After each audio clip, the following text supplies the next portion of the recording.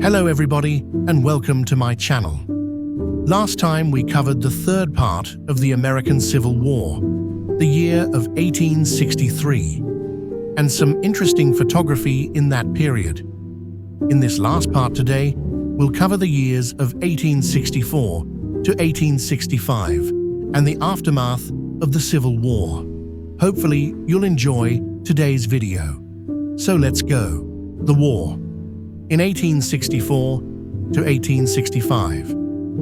Finally dissatisfied with Halleck as General-in-Chief and impressed with Grant's victories, Lincoln appointed Grant to supersede Halleck and to assume the rank of Lieutenant General, which Congress had recreated.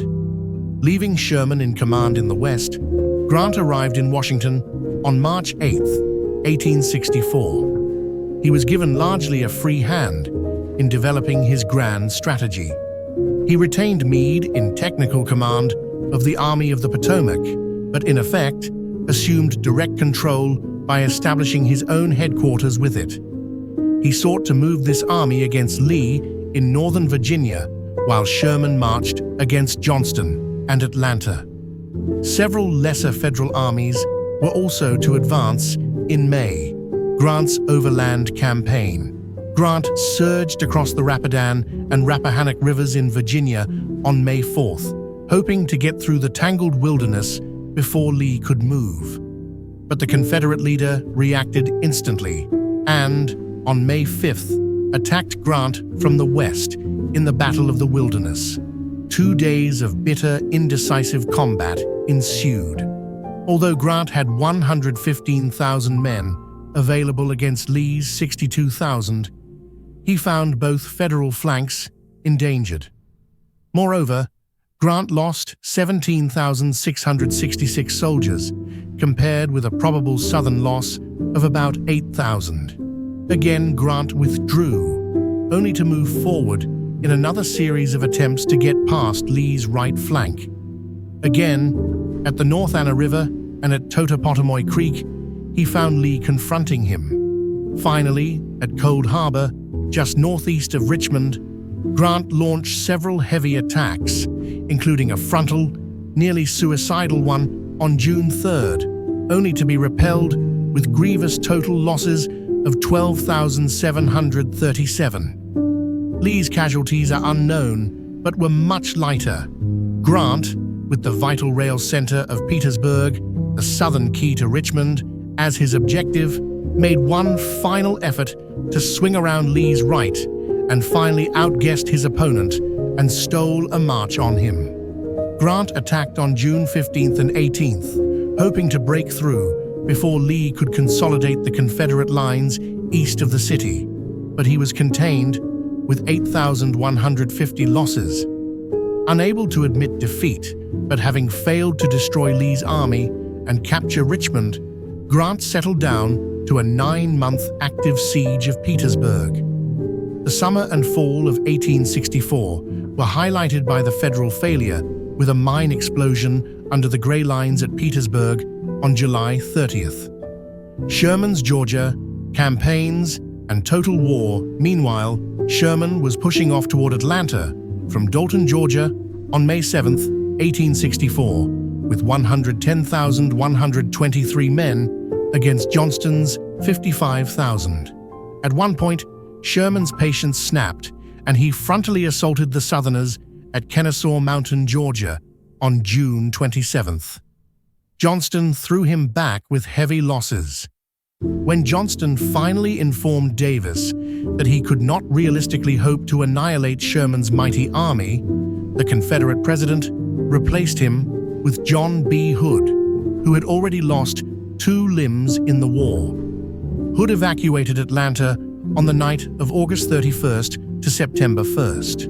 Sherman pursued only at first. Then, on November 15th, he commenced his great march to the sea with 62,000 men.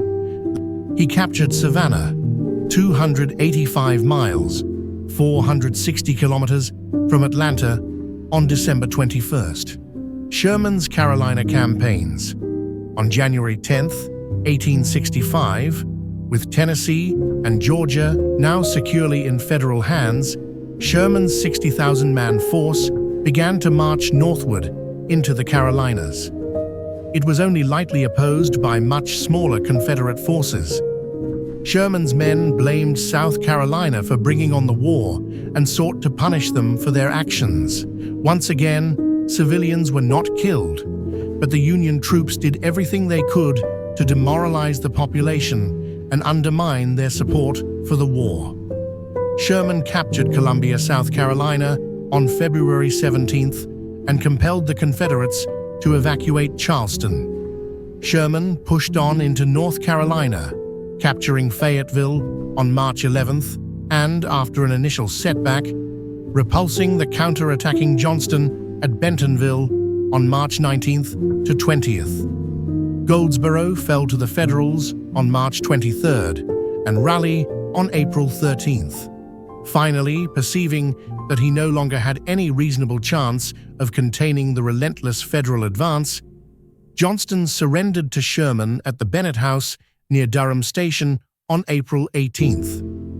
The final land operations. Grant and Meade were continuing their siege of Petersburg and Richmond early in 1865. This stretched Lee's dwindling forces very thin. The Southern leader briefly threatened to break the siege when he attacked and captured Fort Stedman on March 25th. But an immediate Federal counterattack regained the strong point, and Lee, when his lines were subsequently pierced, evacuated both Petersburg and Richmond on the night of April 2nd to 3rd. Confederates were detained at Amelia Courthouse, awaiting delayed food supplies, and were badly cut up at Five Forks and Sailor's Creek, with their only avenue of escape now cut off by Sheridan and George A. Custer. When Lee's final attempt to break out failed, he surrendered the remnants of his Army of Northern Virginia at the McLean House at Appomattox Courthouse on April 9th. The lamp of magnanimity was reflected in Grant's unselfish terms. On the periphery of the Confederacy, 43,000 gray-clad soldiers in Louisiana under Smith surrendered to Canby on May 26th. The port of Galveston, Texas, yielded to the Federals on June 2nd, and the greatest war on American soil was over. The cost and significance of the Civil War. Above and beyond its superior naval forces, numbers, and industrial and financial resources, the triumph of the North was partly due to the statesmanship of Lincoln, who by 1864 had become a masterful political and war leader, as well as to the increasing skill of Federal officers. While desertions plagued both sides, the personal valor and the enormous casualties, both in absolute numbers and in percentage of numbers engaged, have not yet ceased to astound scholars and military historians. On the basis of the 3-year standard of enlistment, about 1,556,000 soldiers served in the Federal armies, and about 800,000 men probably served in the Confederate forces. Traditionally, historians have put war deaths at about 360,000 for the Union and 260,000 for the Confederates. The enormous death rate, roughly 2% of the 1860 population of the U.S., died in the war. Some have called the American Civil War the last of the old-fashioned wars. Others have termed it the first modern war. It was the first war in history which the telegraph and railroad played significant roles. The first to use extensively rifled ordnance and shell guns, and to introduce a machine gun, the first to have widespread newspaper coverage. The Civil War has been written about as few other wars in history have. More than 60,000 books give testimony about this war. And there you have it, the whole history of the American Civil War. Hopefully you enjoyed the ride in these 4 separate videos about this topic as much as I did. Please feel free to leave a like, share, and subscribe for future videos about history. Thank you, and see you next time. Bye.